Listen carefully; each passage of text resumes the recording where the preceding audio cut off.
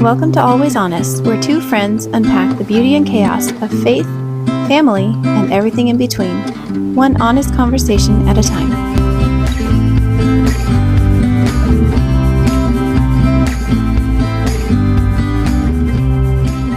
One time I was unloading my groceries and went to put a baked good away, flour or something, and realized that my baked good cabinet needed completely organized. So all my groceries are still on the counter, and there I am on the floor taking out every baked good, the vanilla, the old sugar, all the things, and organizing that instead of putting away my groceries. If you've ever felt like you're always behind, you're not alone. And today we're talking about time management that actually works. But first, mood check. Leah, where are you at on a scale of rainbows and sunshine to the clouds rolling in? I don't know why I'm laughing, but yeah, how are you doing today? Yeah, I think, again, rainbows and sunshine, just because I feel like I am getting a better handle on some of this time management and boundaries that we've been talking Nice. about. And so it leaves so much more room for peace in my life. Yeah. Well, you better be ready to share all those secrets because I need to know how you're doing that. Well, you have to start from a really bad place like I was. And then anything after until that you're is like good. ready for change. Yeah. Madeline, how about you? Where are you on a scale of rainbows and sunshine to clouds rolling in? I'm hanging in there. Yeah. I was telling you it's my time of the month. Fresh in the beginning, you know, I'm tired. I want to crawl in bed and watch a movie and eat ice cream, but you can't. I can't. I have too much to do. So, yeah, I'm good though. Like, thankful for the sunshine. And It's okay. You don't have to be good. You can feel. That's true. I can just be tired today. And yeah, that's a good reminder. There's a time for everything. Yeah. Ecclesiastes 3:1. No, wow, look at you. So spiritual.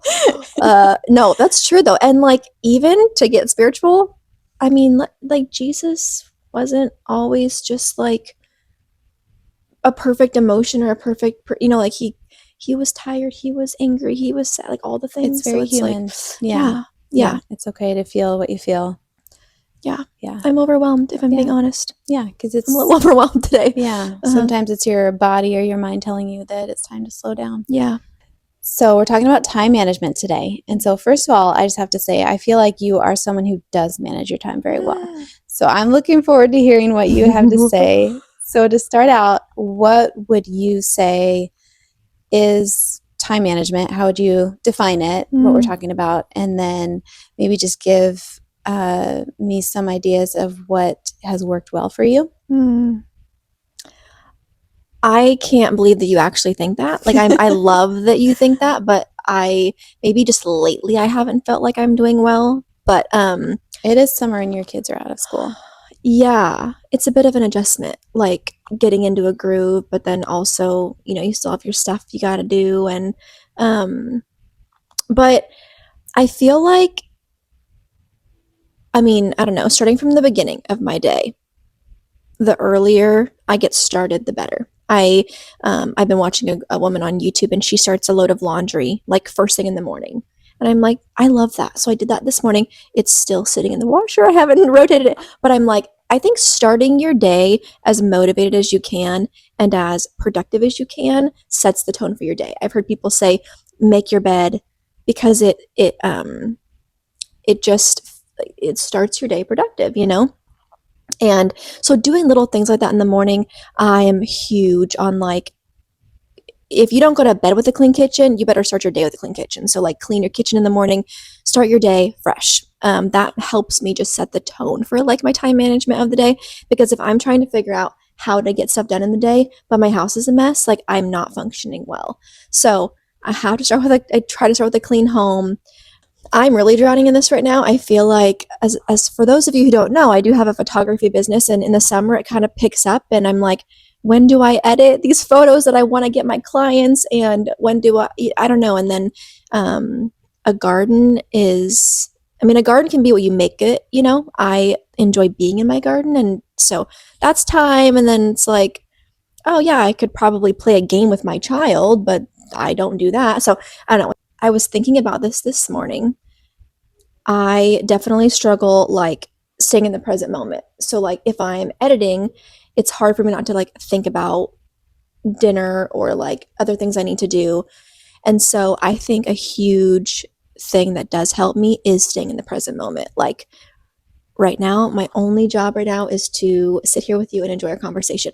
Later, just reminding yourself you can't do everything at one time.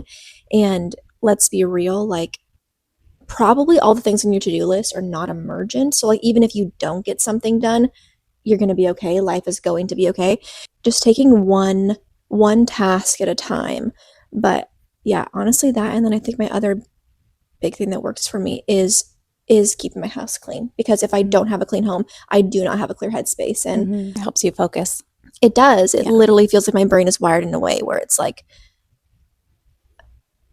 my overload button. In fact, I just saw a thing on Instagram where it was like how my brain feels when my kitchen is clean, how my brain feels when it's not. And it's like quiet and like little crickets when your kitchen's clean. I'm like, I know I'm not alone out. Do you feel like that? Absolutely. Because I'm like, we're a lot alike in that way. So I would feel like you're the same. But yeah. I think in our last episode, I mentioned how my counselor asked me what rejuvenates you, and I had no answer. Then later, when I was cleaning, I was like, this is it. Yeah. It's the having a clean space that I'm like, oh, okay, I can focus. So what has your time management story looked like? You said you do feel like you're in a good space now. Yeah, well, I only in the last, I don't know, year or 2 years realized that I have ADHD. And so that has been a process trying to figure out how that manifests itself. And obviously one of the ways is that you just start something and don't finish, and you like a whole bunch of different things because you can't focus on one thing. And so I always just assumed I was not good at managing time. And I don't think that's necessarily it. I think I just didn't know how to say no to things, having healthy boundaries, which is a piece of time management. But over the course of thinking that it was time management, I listened to a lot of podcasts and things to learn little tips and tricks, and then also to learn how to deal with it as someone with ADHD. So for one, it was not saying yes to a million different things, because like what I heard you saying when you were talking is that now you have added gardening, and this summer you've added photography. So the more that we add things, of course, time management is going to become literally impossible, because we just don't have enough hours in the day. So cutting things out. But then I also learned little tricks like getting started first thing in the morning. This one gal that I don't even know, sorry if she's still around, but the Fly Lady, she had way back in the day, not a podcast, a blog that was all about, stay-at-home mom type stuff. And so I just remember her saying, put on your shoes in the morning because you'll be more productive. I was literally just gonna say I've been getting dressed in the morning earlier, not laying around, not even eating breakfast in my pajamas, like getting dressed, and it really makes me feel better. So I can be more productive. If I'm up and ready. For me, even if I'm in my sweats but I have my shoes on, I feel like I can do something. Another thing that I do is for ADHD, well, it's hard to start something. So once I do it, I can get hyper focused, but it's hard to start. There's like these mental blocks. And so with ADHD, they say to set a timer. Say, I'm only going to do this for 5 minutes. Some say 15. I'm like, I just say 5. I'm just going to do this for 5 minutes, and then start without even thinking about it. Don't overthink it. Just go through the motions. Like if it's working out, it's just put on your workout outfit. Like that's all you need to do. And then timer goes off. And if you want to keep going, you can. So that has really helped me. And then another thing that really helped me was writing down what I actually did. So you know how you start out the day with a to-do list and you're like, I'm going to do the dishes, I'm going to do this. I don't know if this is ADHD thing or a busy mom thing, but I would do 100 things, but it wasn't what was on my to-do list. So then I heard, write down what you actually did, and then put a check mark by it. And 1, you're going to feel good about what you actually got done, but 2, you're going to see how you're spending your time, because it's easy to write down, do the dishes, answer emails and go to the post office, but you forget the little things like untie, my daughter's necklace that got into a tangle. Like all those things just So take true. time, and then you Yes. think, oh, I'm not doing a good job, but Yeah. there's all these little things that you just write them down, Yeah. and you'll see how you're spending your time, and then Yeah. that can help you decide how to create your schedule. Yeah. I love it. And it's like positive reinforcement too, because Mhm. even if the things on your original list didn't get done, like you said, it doesn't mean you didn't do anything. Mhm. My husband, he recently wanted to start this 75 hard thing. Have you heard of that? I feel like I It's have, like but remind 75 me. days of 2 45-minute workouts. Yeah. You read 10 pages of a book. Yeah. There's a couple things on it. And he's realizing even just a week in how hard it is to get 2 45-minute workouts in a day. And it doesn't sound like it would be hard because you're like, oh, that's an hour and a half in a however many hour day. But like you don't account for like today, as you know, our water pipe broke outside. It's like so then he has to spend 6 hours working on that. And it's like life happens. So it's like at the end of the day, he could be bummed that he didn't get that maybe first workout in, but he fixed our water for us and now we have water. So it's like you did do something. It's just not what you had in mind. And it's not letting the enemy tell you, getting in there too of like, the negative attitude because it can affect you. Like, Yeah.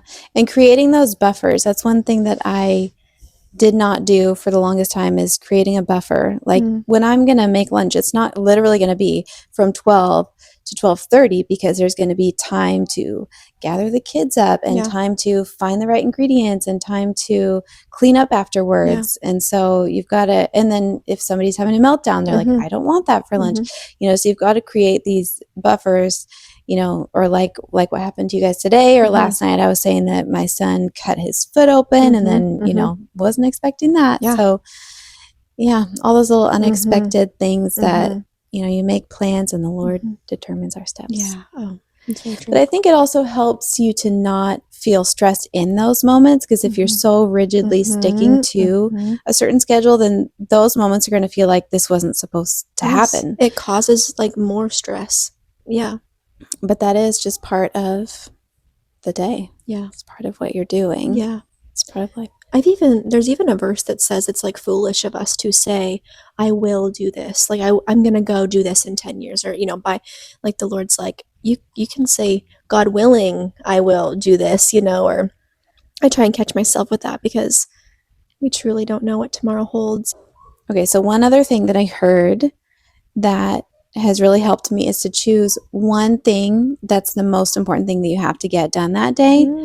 So that way, at the end of the day, if you only got that one thing done, it's still a productive day. Yeah. Because the word priority, I forget what the language origins are, but I feel like it literally means just one. I don't know if it's the prefix I don't know. But anyway, you can look that up. But the word priority literally means one. And so we always say, what are your priorities? Which is like a contradiction in terms. Like we shouldn't have priorities. We have one thing that's important. So choosing the most important thing that you have to get done that day, that's a non-negotiable. And then that way you're just happy with what you got done. Yeah. I love it. So we kind of just jumped into ways that we try to manage our time, but let's back up a little bit and maybe talk about why time management is important, because we don't just want to be a culture that is task oriented and our value comes from just doing. So can you touch on that a little bit? Yeah. I love the book Rhythms of Renewal. It's by Rebecca Lyons and talks about navigating just, getting through anxiety and really combating it. And she goes through 5 rhythms of renewal, and I don't know if I'm going to get them all, so I'm not even going to try.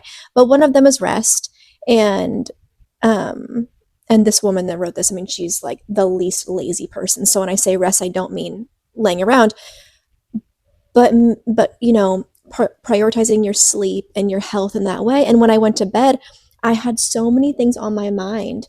I literally couldn't even relax. And so I was like, okay, like this is where, we wonder why we're anxious and stuff. And it's like,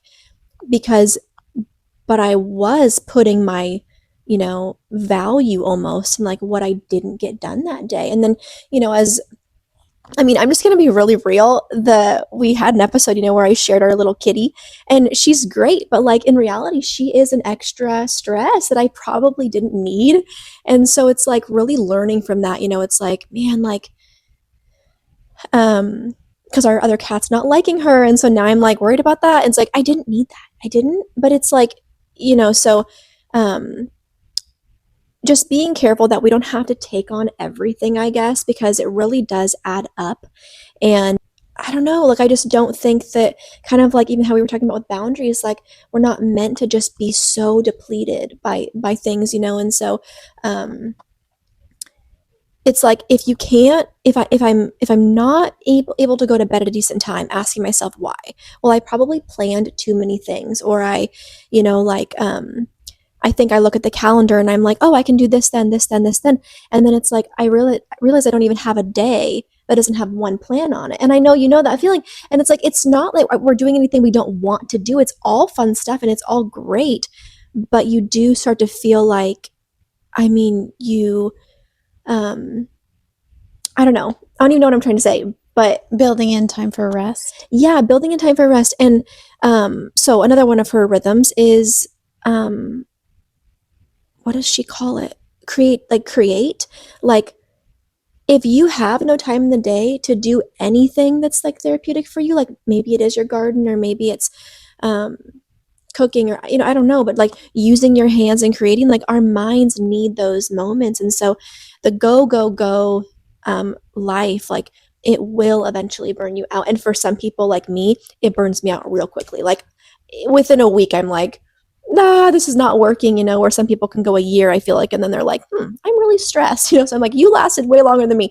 But um yeah, just remembering like you're gonna have to say no to some stuff. And um I don't know. Yeah. Don't underestimate the value of taking a break. Yeah, Yeah. These for sure. workouts that I used to do, haven't been doing them lately, but Me neither. he always says rest is success. Mm, So his model is that you do a HIIT, like high intensity interval training. okay. So you go as hard as you can, 100%, mhm. and then you rest and you Okay. just stop. Mhm. And I think that is so true of life that Mhm.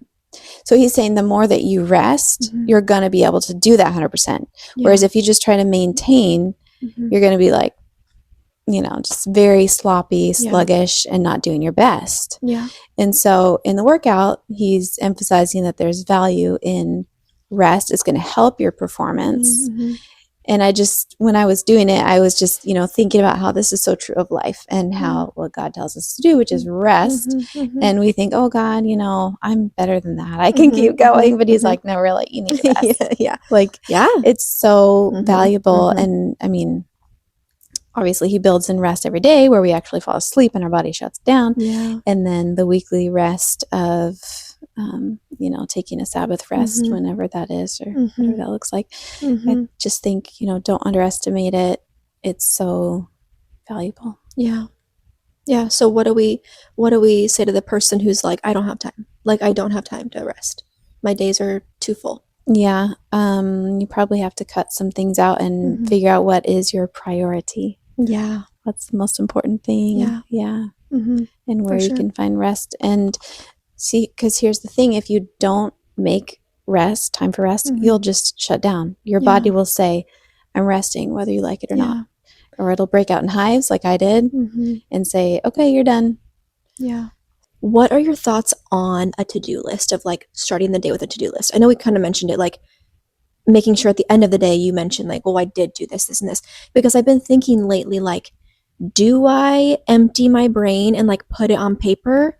But then I have this like weird cautious feeling that it's going to almost make me feel more disappointed in myself if I don't get it done. So Yeah, I what mean, do I you guess it think about depends that? on what that does for you. So like for me, yes, I do have to brain dump it because one, Okay. it'll just build up inside of me like Yeah. anxiety if I don't Yeah. brain dump. And then two, I might forget if I just don't write it down.